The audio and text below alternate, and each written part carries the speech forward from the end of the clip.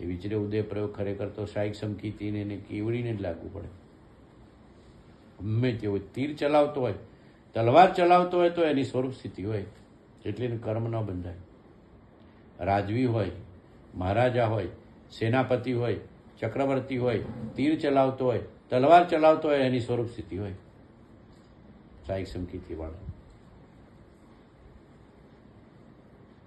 એને કહેવાય મન વચન કાયની ચેષ્ટાના અદભુત રહસ્યો ફરી ફરીને દિધ્યાસન કરવા. આ કોને ખબર પડે કે તીર ચલાવે છે, તલવાર ચલાવે છે, પેલાનું માથું દળથી જુદું કરે છતાં એના સ્વરૂપ સ્થિતિ હોય, પેલાના આત્મારૂપે જોતો હોય.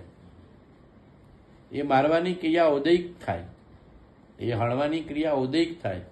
આ કશી આ રહસ્ય છે, કોને ખબર પડે? હમણાં મફળી કાઢશો તો આમ જોઈ જોઈને કાઢશો કે ઉદયિક કરી કરશો? મફળીને કાઢવા મળશો, શું કરશો?